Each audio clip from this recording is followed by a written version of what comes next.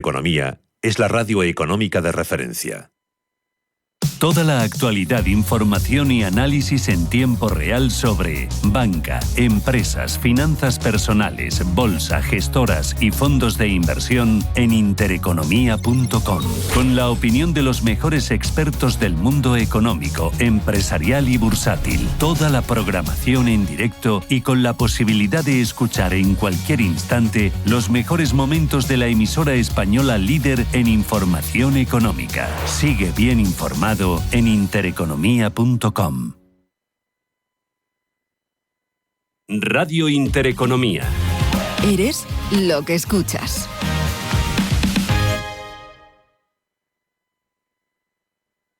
Los viernes a las 10 de la noche tienes una cita con otro gato, El Gato Gourmet. Andrés Sánchez Magro presenta una guía semanal gastronómica, enológica, de restaurantes, literaria, musical, con todos aquellos ingredientes necesarios para cocinar la buena vida. El Gato Gourmet, los viernes a las 10 de la noche aquí, en Radio Intereconomía.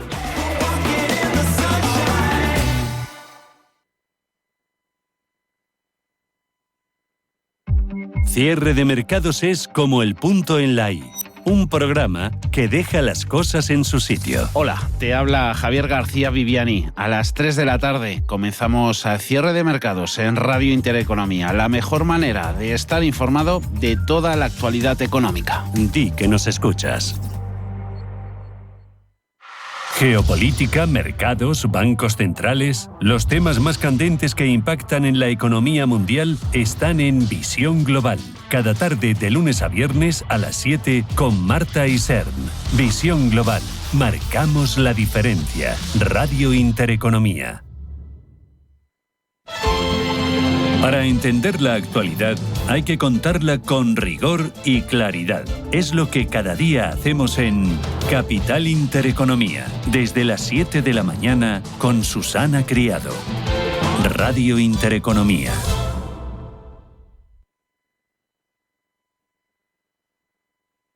Estamos en constante cambio. El mundo cambia. Cambia nuestro entorno. Cambios que nos hacen reflexionar. Cambios que nos hacen apostar por fórmulas diferentes. En la radio apostamos por el sector inmobiliario. Súmate al cambio con IDE Inmobiliario. Cada miércoles y jueves a las 11 de la mañana con Elena Fraile en Radio Intereconomía. Nos sumamos al cambio.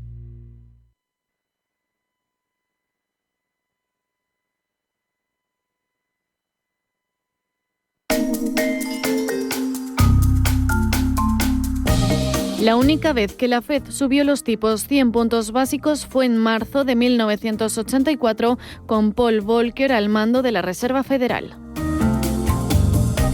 Era otra época y en esa época, en 1984, la inflación no superaba el 4%. Sin embargo, Paul Volcker no quería volver a revivir los duros tiempos de finales de los 70 y principios de los 80, cuando la crisis del petróleo disparó los precios incluso por encima del 14%. De ahí, la Fed anunció una subida de tipos de 100 puntos que llevó el precio del dinero hasta el 10,5% y cortó de lleno la inflación. Pero el movimiento clave se centró en limitar el crecimiento de la oferta monetaria, lo que disparó las tasas de interés, que llegaron a sobrepasar el 20%. Se trata de una práctica contundente y rápida que ya aparece en la cabeza de los expertos como una posibilidad de atajar el panorama inflacionista. Paul Volcker estuvo a cargo del Banco Central estadounidense en la era de los presidentes Jimmy Carter y fue renombrado por Ronald Reagan. La preocupación de Paul Volcker con la inflación tuvo un gran impacto en la metodología de la Reserva Federal tras derrotar la inflación y, como dicen los expertos, grandes problemas requieren grandes soluciones.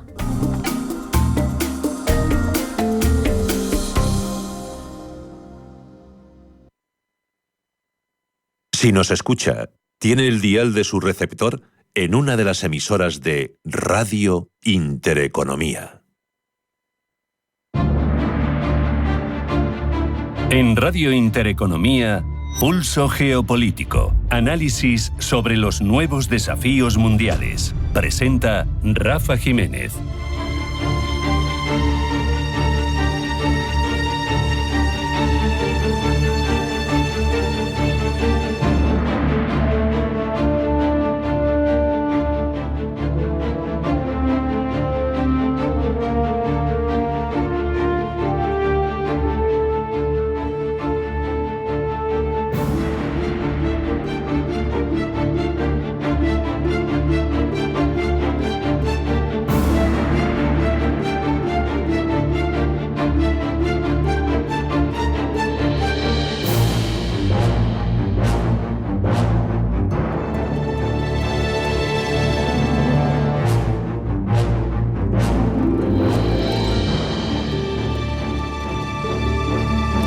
Bienvenidos al Pulso Geopolítico de Intereconomía. Seguimos hablando de las consecuencias derivadas de la llegada al poder de Donald Trump, un enemigo secular, relativamente amigo en lo personal, como es Rusia y Vladimir Putin. No pierde el miedo ni el tiempo, porque nada más instalarse Donald Trump en el poder, se ha puesto al habla con el gran rival de Estados Unidos por la hegemonía mundial. El presidente ruso se ha tirado nada menos que hora y media hablando con el presidente chino, con Xi Jinping, una reunión virtual en la que han enfatizado los vínculos que unen a ambas potencias y que tanto preocupan al primer país ahora mismo en el orden mundial, cuyo objetivo tradicionalmente en el ámbito internacional ha sido cumplir a rajatabla el dicho romano que se atribuye a Julio César: divide et vinces. Es más, el nuevo presidente de Estados Unidos, Donald Trump, haciendo a la vez de poli bueno y poli malo, a pesar de su presunta amistad con Vladimir Putin, ha asegurado que es probable que imponga sanciones a Rusia si no se atiene a acudir a esa mesa de negociaciones para un alto el fuego en Ucrania.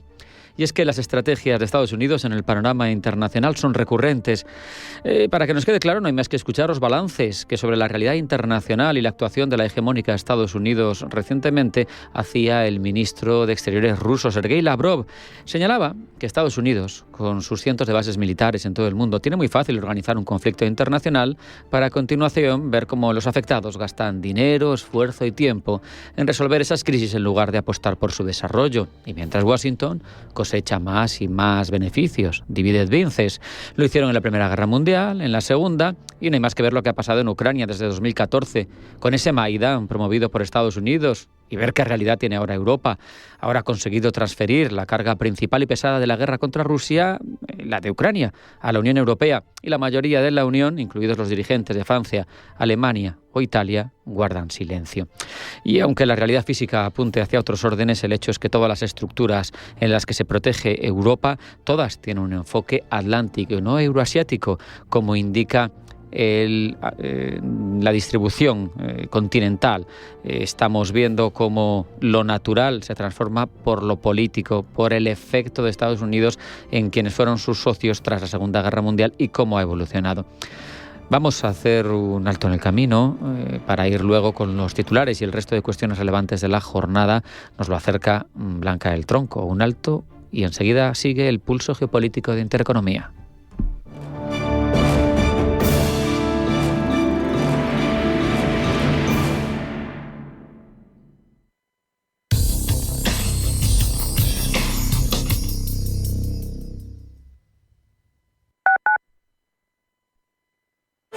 Alquilar con seguridad suena imposible, pero con Arrenta es totalmente arrentable. Protege tu alquiler al mejor precio con Arrenta. Correduría especialista líder. Atención inversor, únete al club de inversión de Grupos Eneas. Estamos especializados en la compra, reforma y venta de inmuebles y otros activos, ofreciendo rentabilidades muy atractivas. Coinvierte con nosotros. 91 639 0347. Grupos Eneas, tu aliado en la inversión. Si una persona sale de un punto A por un camino difícil y otra sale de un punto B por un camino más cómodo, ¿se encontrarán? Acompañamos a personas en situación vulnerable desde la infancia hasta el final de su vida, porque nosotros no creemos en las coincidencias, creemos en las oportunidades. Fundación La Caixa. Solo es progreso si progresamos todos. Viajes, destinos, cultura, gastronomía hacen diferente a cada viajero. Recorre el mundo cada semana con nuestro programa de viajes Clase Business. Descubre los mejores destinos de lujo y experiencias exclusivas de una manera diferente. Cada sábado de 12 a 1 del mediodía, escucha Clase Business con Elena Fraile en Radio Intereconomía. Toda la actualidad, información y análisis en tiempo real sobre banca, empresas, finanzas personales, bolsa, gestoras y fondos de inversión en intereconomía.com. Con la opinión de los mejores expertos del mundo económico, empresarial y bursátil. Toda la programación en directo y con la posibilidad de escuchar en cualquier instante los mejores momentos de la emisora española líder en información económica. Sigue bien informado en intereconomía.com.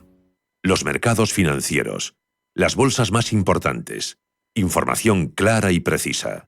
Esto es Radio Intereconomía.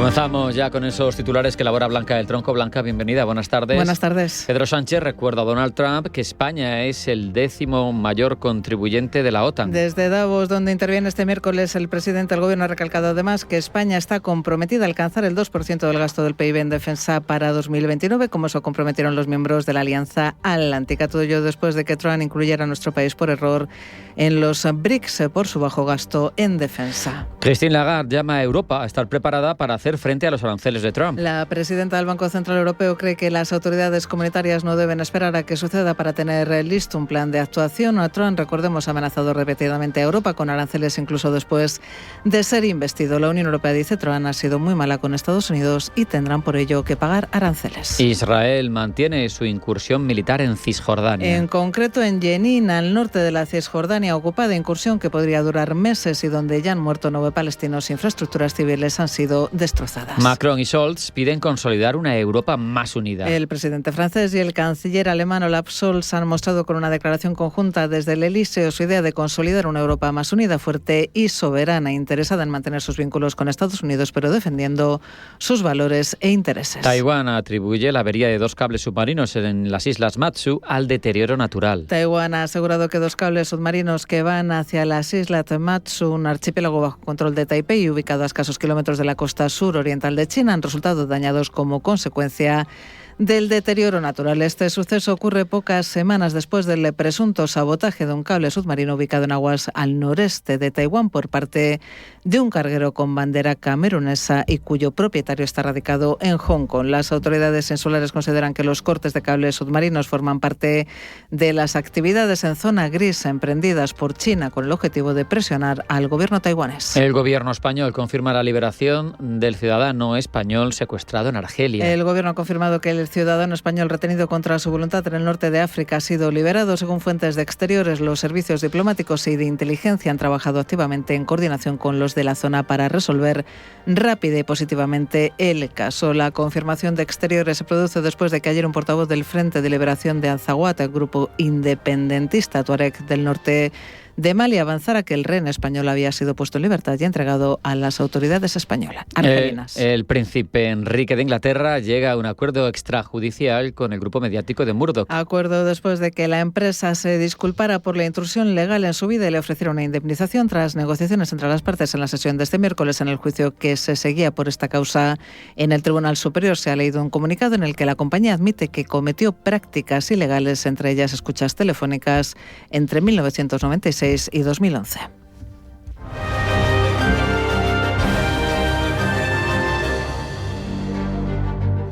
Y ahora ahondamos en todas esas informaciones en Crónicas, Blanca. La amenaza de Donald Trump de que impondrá aranceles a la Unión Europea porque Europa, dice, se ha portado muy mal con ellos, ha llevado a la presidenta del Banco Central Europeo, Christine Lagarde, a hacer un llamamiento a la Unión Europea para estar preparados. No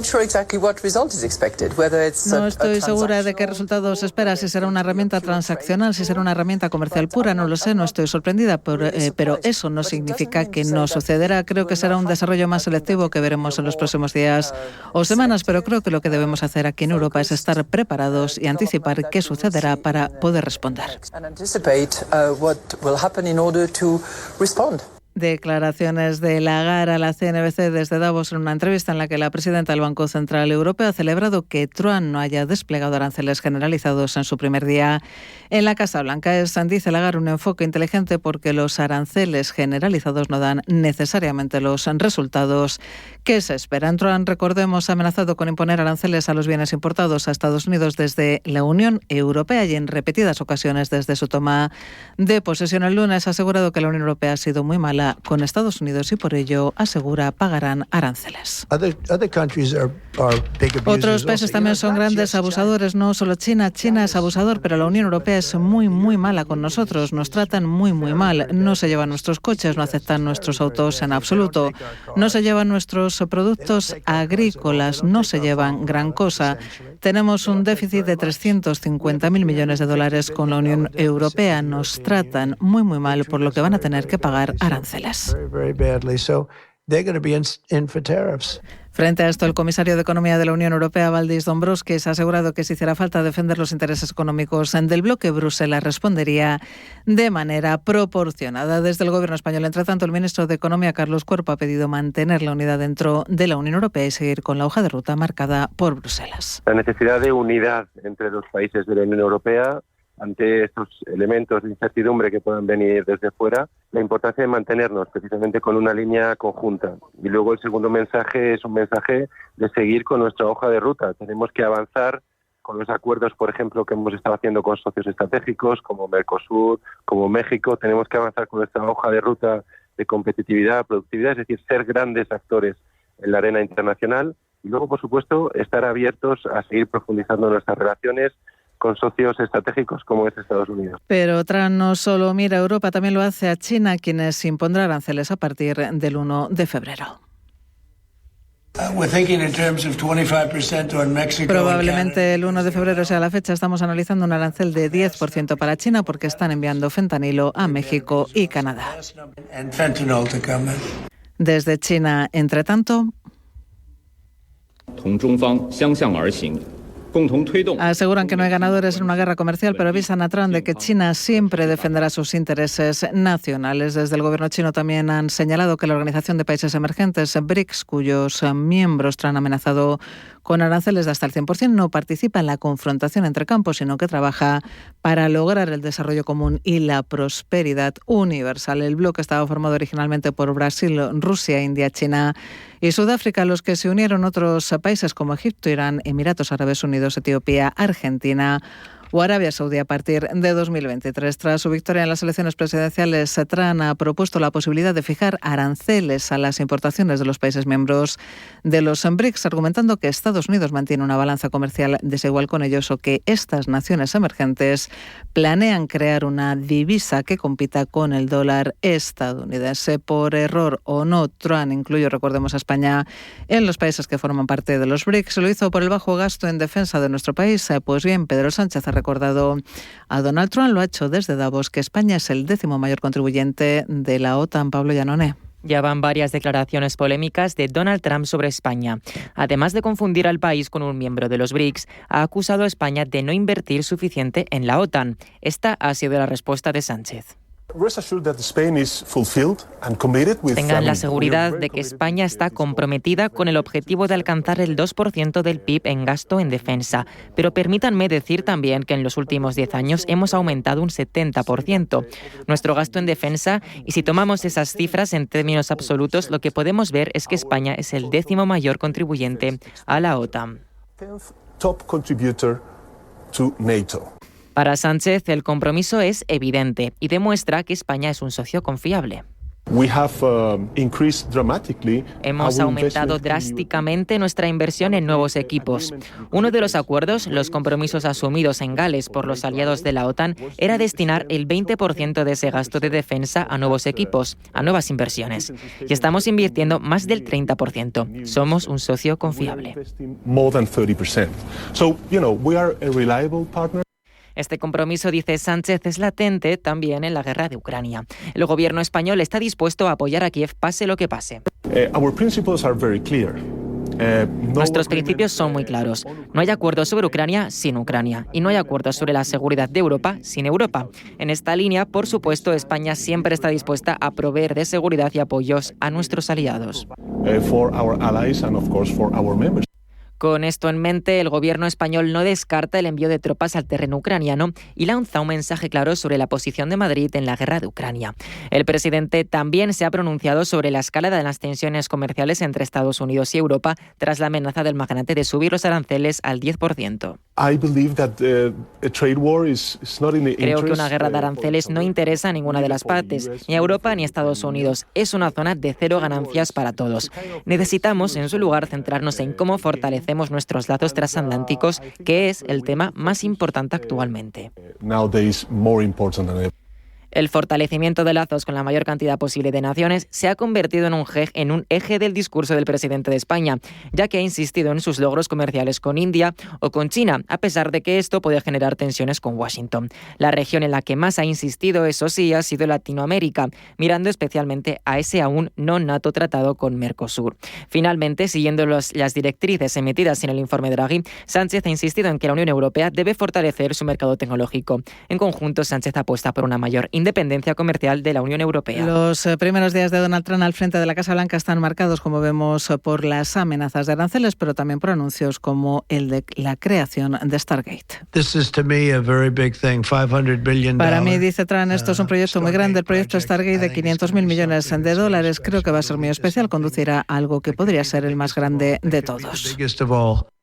Proyecto ha defendido Donald Trump que permitirá crear 100.000 empleos rápidamente. El anuncio de Trump ha sido en la Casa Blanca, donde el presidente estadounidense estaba acompañado por Larry Ellison, jefe de Oracle, Sam Altman, jefe de OpenAI, y Masayoshi Son, jefe del holding japonés SoftBank, las compañías que crearán de manera conjunta esta empresa. Stargate comenzará con un proyecto de centro de datos en Texas y más tarde se expandirá a otros estados. Las tres compañías invertirán inicialmente $100.000 millones y destinarán hasta $500.000 millones a Stargate en los próximos 4 años. Es a juicio de Javier Santa Cruz, economista, la apuesta principal de Estados Unidos para ganar autonomía tecnológica respecto a China. Es la máquina respiradora a la que se tenía que conectar la mayor parte del sector tecnológico, que está agotando lo que podría ser la ola intensa de innovación y de crecimiento en la que hemos vivido en los últimos años, y eso es también lo que han ido reflejando las cotizaciones en bolsa de los últimos meses, y desde luego es la apuesta principal de Estados Unidos para ganar autonomía frente a China, porque en materia de infraestructura es sobre todo donde estaba poco a poco ganando la partida. Proyecto que valora positivamente también Patricia García, socia fundadora de Macroyel. Bueno, ahí están bastantes beneficiados. Por un lado, esta madrugada subía mucho SoftBank, es el banco japonés que está también detrás de este conglomerado, y subía un 10%, pues precisamente por participar en esto. Oracle también está participando en esto. Todas las grandes tecnológicas en Estados Unidos que están invirtiendo muchísimo en inteligencia artificial se van a ver beneficiadas.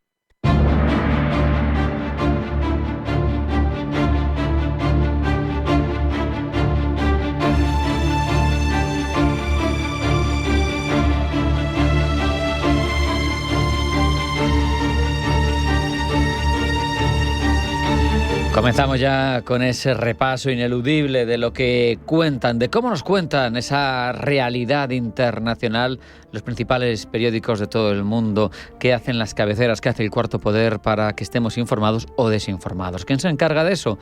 Pablo Iannone. Pablo, bienvenido, buenas tardes. Buenas tardes. Comenzamos en Estados Unidos, comenzamos con The New York Times, que escribe un editorial en el que exige a Donald Trump que mantenga el alto el fuego entre Israel y Hamás. The New York Times considera que hay pocos detalles en torno a las fases 2 y 3 del acuerdo.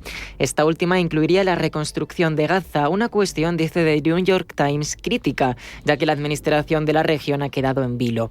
La única exigencia clara de Donald Trump a Israel fue que los rehenes fueran liberados a tiempo para su investidura, y no ha mostrado ningún interés en la solución de 2 estados. Además, INRI, una de las primeras medidas de Donald Trump como presidente, ha sido levantar las sanciones impuestas por la administración Biden a docenas de israelíes de extrema derecha y grupos de colonos. Y cuando se le preguntó si creía que el alto el fuego se mantendría, mostró poco interés en el conflicto. De hecho, dijo que esa no era su guerra, sino la de Gaza. Todo parece indicar, concluye The New York Times, que Donald Trump está mucho más interesado en promover la normalización de relaciones entre sus dos principales aliados en la región, esto es Israel y Arabia Saudita. Se dice, de hecho, que allí ve un premio Nobel de la Paz. Como decías, Pablo, todo parece indicar que la solución de los 2 estados no figura en la agenda de Donald Trump. Otra prueba es que ya ayer la embajadora estadounidense propuesta por Trump ante la ONU afirmaba que Israel tiene un derecho bíblico sobre Cisjordania. Nos cuenta así Al Jazeera.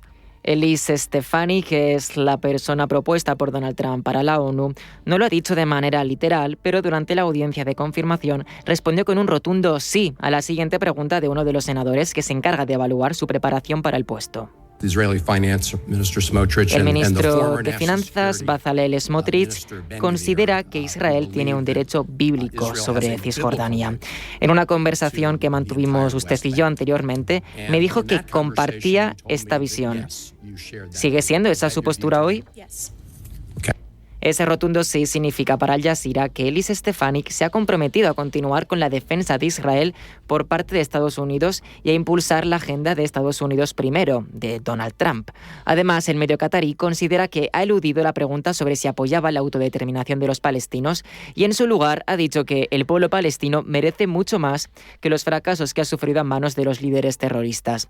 De ser confirmada como embajadora, prosigue Al Jazeera, Stefanik auditaría la financiación estadounidense a la ONU con el esfuerzo de contrarrestar la influencia de China en la organización internacional y reforzar el firme apoyo de Washington a Israel.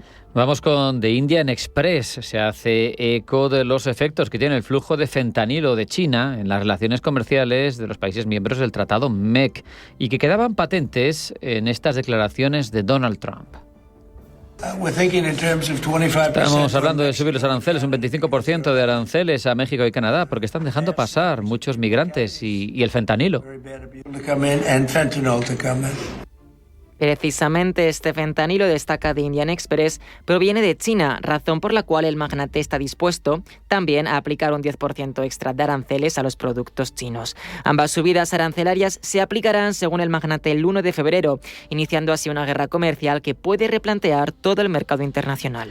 Y a todo esto, The South China Morning Post advierte de que las amenazas de Trump han sido percibidas en el foro de Davos como un desincentivo para invertir en el dólar. El medio chino dice que las advertencias del presidente estadounidense contra las naciones que exploran monedas alternativas, como es el caso de los BRICS, serán contraproducentes a largo plazo, de acuerdo a lo conversado por varios economistas en el encuentro celebrado en Suiza. La moneda que aporta estabilidad como medio de pago, prosigue Pekín, podría empezar a desestabilizarse. Seguimos con la guerra comercial, que tiene diversos frentes abiertos, muchos de ellos apuntando precisamente a China. Y también The South China Morning Post nos cuenta que los aranceles de la Unión Europea no logran frenar la avalancha de vehículos eléctricos chinos, al menos según rezan los últimos datos comerciales. El volumen de vehículos eléctricos chinos exportados a la Unión Europea aumentó a 33.000 unidades en diciembre, un 8% más interanual, según datos de las aduanas chinas publicados el lunes. Las ganancias han revertido 2 meses consecutivos de fuertes caídas, en gran medida impulsadas por la decisión de la Unión Europea de aumentar los aranceles a los vehículos eléctricos chinos hasta en un 45% a partir de octubre. Las ventas en octubre, de hecho, cayeron casi un 40%, mientras que las ventas de noviembre bajaron una cuarta parte, hasta que empezaron a crecer de nuevo en diciembre. El principal afectado de este crecimiento de la inundación de coches chinos europea es la industria automotriz, que es más fuerte en Europa, la alemana. Uno de los principales medios germanos, Frankfurter Allgemeine Zeitung, no atiende, sin embargo, esa noticia beneficiosa para la percepción del mercado chino y mira hacia el Atlántico Norte. Allí Groenlandia sigue convirtiéndose en una pieza geoestratégica valiosa a los ojos de Donald Trump. El gobierno autónomo de Dinamarca, dice este medio, es rico en materias primas como petróleo, gas, hierro, uranio y tierras raras. Hasta ahora los yacimientos apenas se han desarrollado.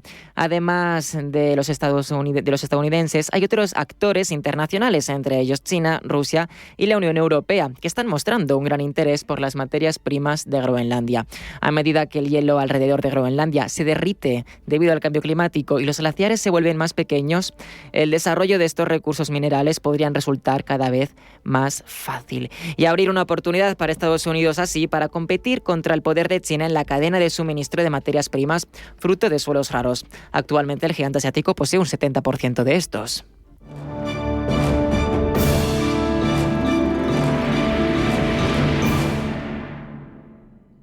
¿Por qué Agua Sierra Cazorla es única? El equilibrio de su manantial es único, el más ligero en sodio, la idónea para la tensión arterial, más rica en magnesio, calcio y bicarbonato. Y ahora Agua Sierra Cazorla con los refrescos saludables de verdad, sin azúcar y sin gas, más naranja y limón. Agua Sierra Cazorla, la única en calidad certificada. La Hora de Miguel Ángel es un programa dedicado a la salud y la prevención de enfermedades. Con un lenguaje claro y sencillo, te explica cómo llevar una vida saludable. La Hora de Miguel Ángel, todas las noches a las 12 en Radio Intereconomía. Toda la actualidad, información y análisis en tiempo real sobre banca, empresas, finanzas personales, bolsa, gestoras y fondos de inversión en intereconomía.com. Con la opinión de los mejores expertos del mundo económico, empresarial y bursátil. Toda la programación en directo y con la posibilidad de escuchar en cualquier instante los mejores momentos de la emisora española líder en información económica. Sigue bien informado en intereconomía.com.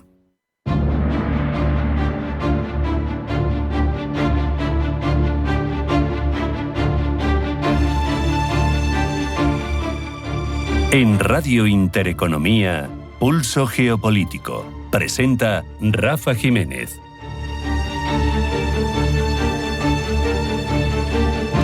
La situación de las armas nucleares, de los arsenales, en un momento en el que los cambios de doctrina de uso por parte de quien tiene el mayor de ellos en el mundo, de Rusia, nos parece que merece una reflexión, además en un mundo especialmente convulso, en el que la hegemonía está discutiéndose, se está evolucionando de un mundo monopolar hacia otro multipolar. ¿Qué va a pasar con estas verdaderas amenazas? Porque son verdaderamente preocupantes. Lo hablamos, lo reflexionamos, porque lo merece, con Manuel Herrera Almela, que es investigador principal del Instituto Affari Internazionali de Roma. Manuel, bienvenido, buenas tardes. Hola, buenas tardes. Muchas gracias. Sitúanos, para que nos hagamos una idea, el global, ahora mismo, el panorama de armas nucleares en 2025, los miembros que hay en el club, lo que a ti te parece básico para empezar a entender el oyente cómo está este asunto. Sí, desde luego. Bueno, con respecto, aquí tenemos que hacer una distinción ya de base de partida con respecto a lo que se considera estados poseedores de armas nucleares desde un punto de vista jurídico y legal, y luego lo que serían estados en general poseedores del arma nuclear. Esta distinción es importante debido a que hay un tratado específico llamado el Tratado de No Proliferación Nuclear de 1968 que regula el estatus de aquellos que legalmente poseen el arma nuclear. En este caso son 5 países, que son Estados Unidos, la antigua Unión Soviética, actualmente Rusia, la República Popular China, el Reino Unido y Francia. Estos serían los 5 países que legalmente pueden poseer el arma nuclear según este tratado. Y luego, por otra parte, tendríamos los estados que también poseen este tipo de arsenal, este tipo de arma, pero que no son reconocidos como poseedores por parte del Tratado de No Proliferación, que incluiríamos, aparte de estos 5 países que ya he mencionado, luego tendríamos que incluir en esta categoría pues a Corea del Norte, a India, a Pakistán y a Israel. Antiguamente estaba Sudáfrica, pero Sudáfrica ya eliminó su arsenal nuclear y se incorporó al Tratado de No Proliferación como Estado no poseedor de armas nucleares. Esto sería el panorama general que tendríamos de los países que poseen el arsenal actualmente. Sabemos que Rusia ha cambiado su doctrina de uso de las armas nucleares, dice que la destrucción mutua asegurada, que era esa reflexión a la que se había llegado por los estragos que generaría unos ataques mutuos con este tipo de armamento, no funciona, que ya no disuade, que se ha llegado a un punto muerto, a unas tablas, si habláramos de ajedrez, y que por eso contempla el uso de armas nucleares tácticas en escenario de guerra, de forma más concreta, más con bisturí, dijéramos. Pero esto, al final, ¿qué supone? Bueno, a ver, la discusión con respecto al... Yo siempre lo he discutido con muchos colegas, hay muchos colegas expertos. Existe una discrepancia con respecto a si considerar el concepto de arma nuclear táctica como un concepto o como un arma nuclear separado, que sería el propio arma nuclear estratégica, que serían las de largo alcance. En el sentido de que, en definitiva, el lanzamiento de una ojiva o de una cabeza nuclear tendrá estragos equiparables, tanto si esta arma nuclear es táctica como no táctica. Es decir, tendrá que ser el efecto, obviamente, destructivo, más luego el posterior efecto de la intoxicación radiactiva. Por lo tanto, es muchas veces un debate, a nuestro modo de ver, bastante artificial con esta separación, aunque es verdad que no existe un consenso al respecto. La cuestión con respecto al uso de arma táctica, nuclear táctica, no es nueva, es decir, ya se planteó usar armas nucleares tácticas en la guerra de Vietnam, aunque nunca se llevó a cabo, gracias a Dios nunca se llevó a cabo, y por lo tanto la idea es eso, plantea Rusia la cuestión de decir, bueno, utilizo un arma nuclear táctica a modo de ataques quirúrgicos, ataques bisturí, como podríamos denominar, en el cual son objetivos muy localizados, con un yield de la cabeza nuclear muy bajo en comparación con lo que sería un arma nuclear estratégica, y por lo tanto se asume que la destrucción será mínima porque, en definitiva, hay una cuestión que no se nos debe escapar aquí. Es decir, en el contexto de la guerra de Ucrania, concretamente, se asume que Rusia quiere poder en un futuro tomar posesión de los territorios ucranianos si la conquista de estos territorios va de acuerdo con su planificación militar. Es decir, y si tú lanzas un arsenal, una bomba atómica, un artefacto atómico con un yield demasiado alto, sobre todo en un lanzamiento que sería tierra-tierra en este caso, con la posterior contaminación del territorio, obviamente no podrías acceder a ese territorio en los próximos mínimos 70 años. Por lo tanto, a Rusia no le interesaría. Es por eso que plantea la posibilidad de decir, bueno, utilizo un arma táctica con una capacidad destructiva menor, con un yield nuclear menor, donde la radiación y la contaminación radioactiva se puede disipar al cabo de las semanas, y entonces mi ejército puede entrar sin ningún riesgo. Esa sería la lógica de este movimiento. Sí. ¿Qué suponen las actualizaciones tecnológicas? Yo no sé, supongo que, no lo sé, explícamelo tú, si en materia de lo que son las ojivas ha cambiado mucho, pero sí que a mí me parece que hay un elemento que cambia las cosas, que son los misiles hipersónicos, ¿no? Los famosos Oreshnik y muchos otros que hay sobre la mesa. ¿Qué supone esto? Porque cambia también las capacidades de los misiles atómicos, ¿no? Son más difícilmente interceptables.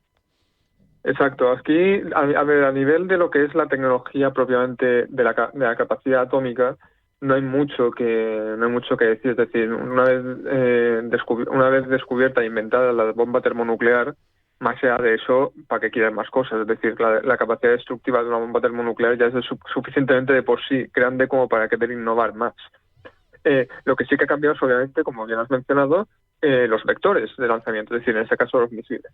Ha habido una actualización progresiva de la capacidad tecnológica de los vectores de lanzamiento y nos encontramos en la fase ya de la hipersónica. La hipersónica plantea un problema desde un punto de vista de lo que sería la forma en la cual responder a la amenaza nuclear, debido a que hay muchos sistemas antibalísticos, sobre todo cuando los rusos hicieron su anuncio hace ya unos años, porque fueron los primeros en desarrollar la tecnología hipersónica. La gran duda era si los sistemas antibalísticos que habían establecidos en aquel momento eran capaces de repeler un ataque masivo lanzado con misiles hipersónicos, y la conclusión a la que se llegó era que no. Es decir, el misil hipersónico es demasiado rápido, tiene la ojiva hipersónica tiene una capacidad de maniobra muy elevada, una velocidad muy elevada, y no se podía hacer. Entonces, además de eso, también reduce mucho el tiempo de respuesta. Si antes se podía tener un tiempo de respuesta aproximado a lo mejor de 30 minutos a un lanzamiento, se reducía a 5. No hay forma realmente racional, digamos, de responder en especia en tiempo y de evaluar toda la información de un lanzamiento en 5 minutos. Es prácticamente imposible. Eso lo que hace es que reduce lo que se denomina el threshold de un lanzamiento accidental. Es decir, porque tú puedes confundir un lanzamiento hipersónico, o sea, puedes confundir cualquier otra cuestión con un lanzamiento hipersónico. Por lo tanto, en base a que tu tiempo de respuesta es limitado y en base a que no tienes una capacidad antibalística suficientemente desarrollada, lanzar inmediatamente un ataque en represalia, sin certificar eso. Eso es uno de los principales problemas a los que nos enfrentamos ahora con respecto a la regulación de las tecnologías de misiles. Pero otra cuestión que me gustaría comentar es también, más allá de la cuestión de los vectores, es también lo que está siendo la incorporación de la inteligencia artificial en el mando y control nuclear. Es decir, cada vez más se está planteando, aunque aún no se ha llevado a cabo, al menos desde un punto de vista de la información que yo tengo a mi disposición, no se ha llevado a cabo, la incorporación de procesos de IGA,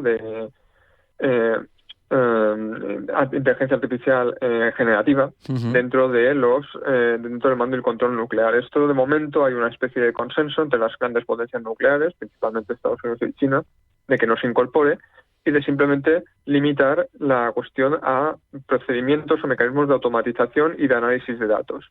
Pero obviamente es un debate que está muy en boga, está muy en actualidad en estos temas y, claro, tenemos que hacer un seguimiento con respecto a cómo esas tecnologías se van a incorporar en el mando y control nuclear, en base sobre todo a ver si los operadores nucleares, los que tienen que tomar la decisión de si se tiene que lanzar o no un ataque de respuesta, por ejemplo, tienen toda la información y en su poder, y si esa información no está sesgada por la IA de turno. Por lo tanto, aquí hay muchas cuestiones a tomar en consideración en un futuro próximo. Manuel, ¿tienen sentido o siguen siendo relevantes los tratados de control de armas nucleares con el escenario actual, como tú decías, con 5 naciones oficiales, con otras no oficiales, con sanciones a algunos como Corea del Norte, con Irán intentando tener la bomba nuclear? ¿Siguen teniendo algún papel realmente relevante? Sí, bueno, aquí la cuestión hay que diferenciar entre lo que yo considero que podría ser lo deseable y lo que realmente ante lo que realmente nos estamos enfrentando. A ver, desde un punto de vista de cómo se ha desarrollado la no proliferación y el control de armamentos a lo largo de las décadas, yo simplemente mencionaría que los procesos de control de armamentos y los procesos que llevan a los controles de armamentos jurídicamente vinculantes, es decir, mediante convención o tratado, son de carácter cíclico. Lo hemos visto, es decir, tradicionalmente lo hemos visto en muchos escenarios, se hace en el escenario previo a la guerra, a la crisis de los misiles de Cuba, o la crisis de los Pershing II en los años 80, y lo estamos viendo también, probablemente lo veremos con el caso de Ucrania en un futuro no tan lejano. Es decir, el proceso del control de armamentos consiste básicamente en una curva ascendente de auge de tensiones entre las partes involucradas, hasta que se llega a un techo de tensión en el cual ambas partes se percatan de que esa tensión puede derivar realmente en un uso involuntario o voluntario de arma nuclear, y por lo tanto se llega a un acuerdo en la necesidad o un consenso en la necesidad de establecer mecanismos de control bilateral o multilateral de ese desarmamento.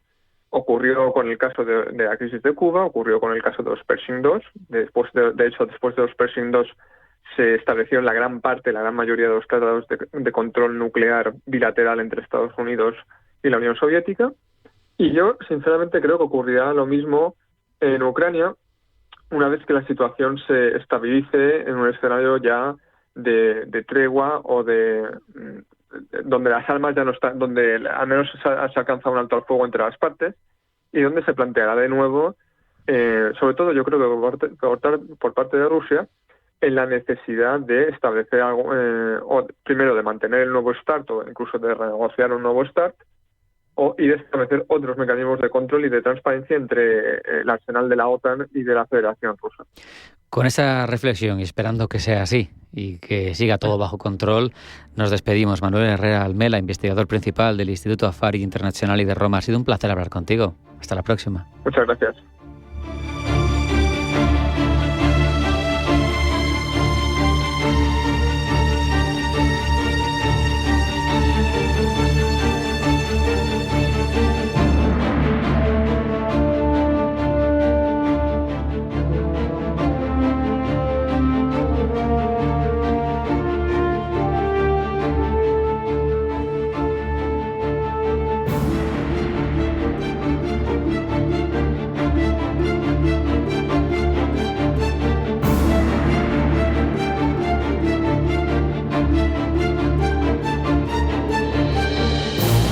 En Radio Intereconomía, Pulso Geopolítico.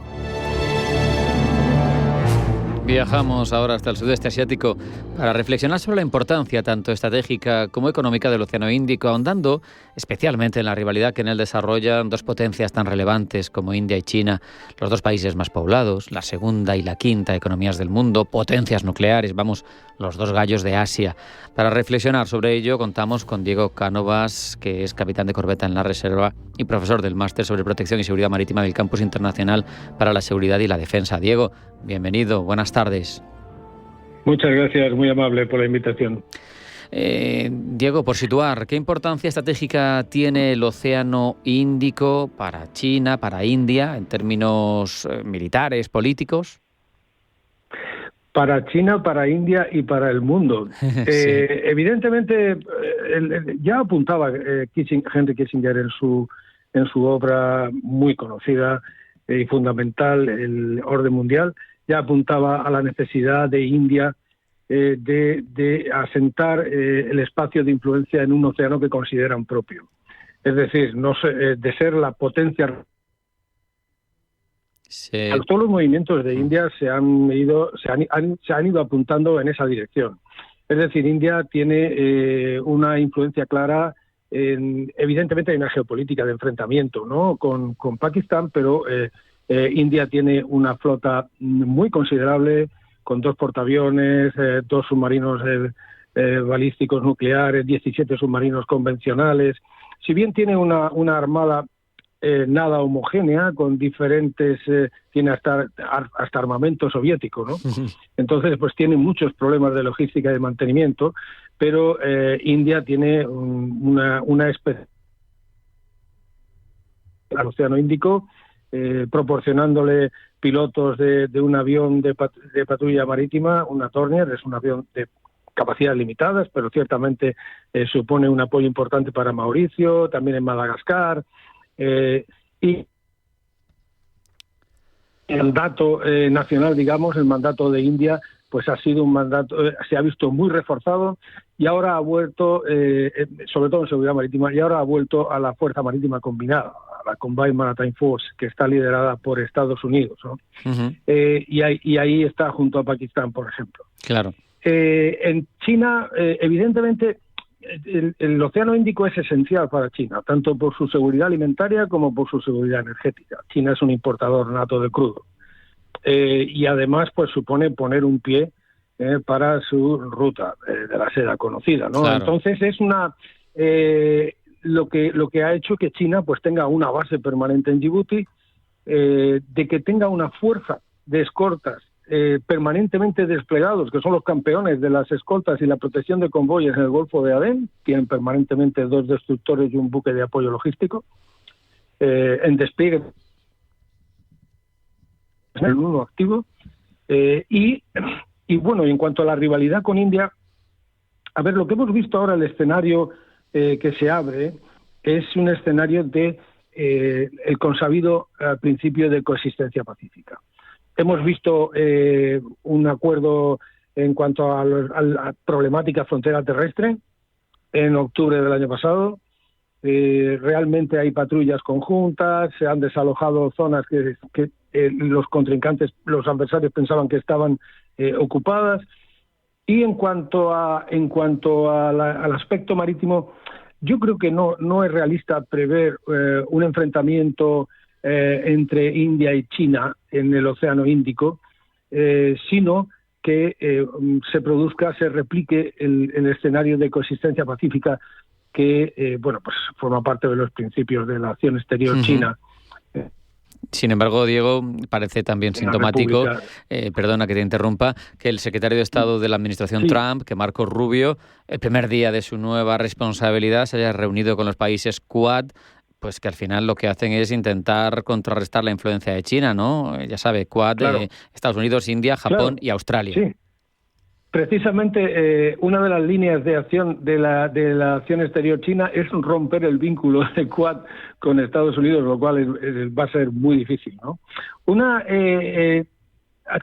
China en mi opinión, en mi modesta opinión, en China hay un problema que no situamos el análisis a veces desde la perspectiva china. O sea, los chinos piensan, o por lo menos proyectan la idea, de que sería un beneficio para el mundo que China alcanzara un puesto hegemónico en la Tierra. Bueno, esa es la perspectiva de ellos, ¿no? El imperio del medio. Norteamericana, el imperio del medio, sí,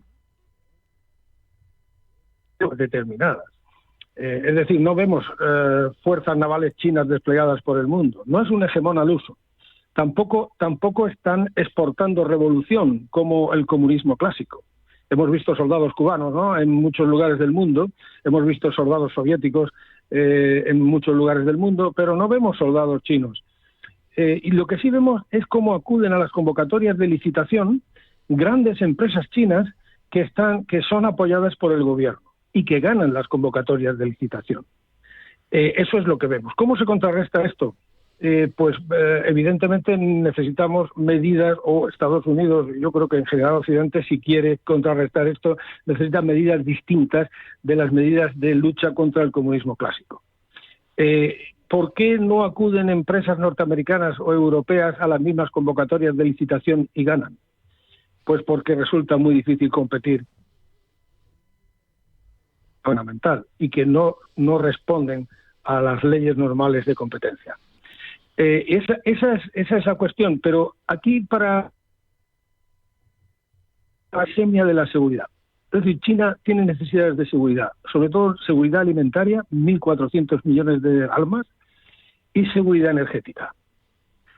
Y eso es algo que pues no pueden quedar, y además desde su perspectiva la reunificación de China, es decir, tanto Taiwán como China consideran ser China, no ambos.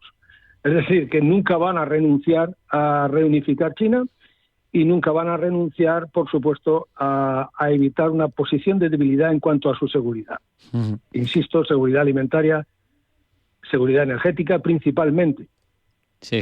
Principalmente. De hecho, tiene ahí la iniciativa de la Franja y de la Ruta, esa intención de llegar al Índico con Pakistán, ¿no? La estrategia collar de perlas. Al final ahí le está intentando Diego comer la tostada, si me permites el coloquialismo, a India, porque India sí que tiene ribera, ¿no? Pero ellos no lo tienen y llegan a partir de Pakistán, que Pakistán siempre se ha llevado bien con China por aspectos prácticos y porque es rival de India, ¿no? Y le facilita el acceso al Índico. Al final, ahí está un poco yéndole a levantar a su propia casa la preeminencia, vamos a decir. Bueno, es cierto, pero también hay que ver en las plataformas o la interdependencia compleja que se da en algunos ámbitos. ¿Dónde está Pakistán y China juntos? Están en la Combined Maritime Force, en la CMF. Hay 46 países, 5 fuerzas de tarea, 5 task force. Ahí están los dos. Hay aspectos de seguridad marítima que hace que se sienten, que nunca se hablan entre sí, pero que se sientan en torno a un problema común. Por ejemplo, fue el caso de la piratería. La geopolítica ha cambiado mucho en el Índico y ese cambio de la geopolítica pues resulta que puede tener una repercusión negativa sobre la seguridad. Al final, sobre la cadena de suministros que asegura el bienestar de nuestros compatriotas, etcétera. Yo no veo que hay más factores por ejemplo, en la relación de China con Pakistán e incluso esas inversiones portuarias. Eso va a ser, eso determina. Yo creo que no tenemos que evitar un enfoque maniqueo, ¿no? Si me permites, ¿no? Uh-huh. Eso determina una mala relación con India. No creo que sea exactamente así. China procura hacer beneficio de todas las partes. Siempre tratando de implementar. No fue así con la Unión Soviética, ¿no? Al final, pero sí es lo que se ve en su política exterior. Y además también China controla mucho los discursos occidentales, sobre todo los marcos de referencia teóricos. Claro. Un embajador chino puede hacer un discurso perfectamente sobre la interdependencia compleja, que es una escuela netamente occidental, de Robert Cohen, y parece uno que le está escuchando. Si no los ves, pues parece que estás escuchando un académico norteamericano. Qué bueno. Es decir, tenemos que acostumbrarnos o tenemos que empezar a ver el mundo, tenemos que empezar a ver a los chinos como algo desde el punto de vista de la coexistencia también, ¿no? Intentando dialogar, más que aplicar medidas que parece que reflejan una posición de debilidad, ¿no? Como medidas agresivas. Al fin y al cabo hay zonas como Latinoamérica e Hispanoamérica, pues que son zonas que están adoptando en cierta medida lo que se da en llamar una no alineación activa. Es decir, no estoy ni con unos ni con otros, pero para lo que me interesa puedo estar con cualquiera de los dos. Nos quedamos entonces, quizá, Diego, con la idea de que el Océano Índico es clave, no solo para esa posible rivalidad regional China-India, es clave para todo el mundo, pero también que hay una coexistencia pacífica por todo lo que supone, por toda la importancia que tiene para el comercio mundial, el estrecho de Malaca y otros tantos, por todo el tráfico energético y de materias primas que discurre por ahí, y que habrá coexistencia, ¿no? Esa podría ser un poco la reflexión. Habrá tiranteces, lógicamente, pero estas dos grandísimas potencias que apuntan a largo plazo a estar ahí arriba las dos, no solo una de ellas, pues van a tener que convivir en paz, ¿no? Sí, totalmente de acuerdo, en línea. Pues con eso nos despedimos de Diego Cánovas, que es capitán de corbeta en la Reserva, profesor del Campus Internacional para la Seguridad y la Defensa. Diego, ha sido un placer hablar contigo estos minutos. Igualmente, un abrazo fuerte a toda la audiencia. Hemos visto cómo esas interdependencias que Diego Cánovas nos ponía sobre la mesa nos demuestran que de la necesidad hay que hacer virtud, y una ruta vital para el comercio internacional, como son todas esas que llegan desde la fábrica del mundo, que está en Asia, está en China, está en el sudeste asiático, cada vez migrando más hacia allá, pero en un océano que reúne precisamente cómo llegan esas mercancías hacia otras zonas, con las principales zonas exportadoras de energía, de gas y de petróleo del mundo, hacen de un territorio no excesivamente grande, no tiene que ver con el Atlántico, no tiene que ver con el Pacífico, una zona clave que hay que proteger, por ejemplo, contra piratas, contra terrorismo marítimo, pero hay que proteger también contra conflictos armados fundamentales que puedan afectar a esa mala distribución de elementos que son imprescindibles para que la sociedad en su funcionamiento actual se mantenga, nos guste o no. En el panorama internacional hay que también hacer todo tipo de amigos, y es lo que parece que apunta la relación entre China e India, rivales fronterizos, rivales en población, rivales en economía, todavía alejados, pero cada vez más, pero sin duda vecinos y por lo tanto con intereses comunes. Hasta aquí hemos llegado en esta edición de Pulso Geopolítico en Intereconomía. Hemos hablado de las últimas noticias, de las derivadas de la presidencia de Donald Trump más recientes. Hemos también pensado sobre qué pasa con las armas nucleares en este punto de la historia y cómo se están articulando, y hemos reflexionado sobre el Océano Índico y la importancia de que sea un territorio en paz. Pulso Geopolítico no da para más. Sean felices, pero eso sí, mañana sí que habrá más. Hasta mañana.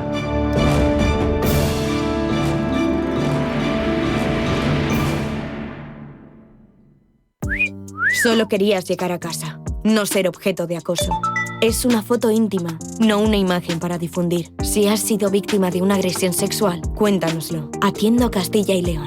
En Salamanca, Paseo del Rector Esperabé número 6. Campaña financiada por la Unión Europea, Fondos Next Generation, Plan de Recuperación y Junta de Castilla y León. Si padeces problemas de articulaciones, columna, hombros, te va a asombrar este método tranquilo y suave que cambiará tu vida desde la primera sesión. En Sol Naturaleza contamos con el método de alineamiento de las articulaciones, un método samurái practicado por las mujeres de la familia y sin dolor, del cual se benefician personas con escoliosis provocada por el desalineamiento de alguna articulación de las piernas. Pide cita en el Centro Sol Naturaleza, 91 31 31 409. Estamos en Conde de Aranda 13, 91 31 31 409. Los viernes a las 10 de la noche tienes una cita con otro gato, El Gato Gourmet. Andrés Sánchez Magro presenta una guía semanal gastronómica, enológica, de restaurantes, literaria, musical, con todos aquellos ingredientes necesarios para cocinar la buena vida. El Gato Gourmet, los viernes a las 10 de la noche aquí, en Radio Intereconomía.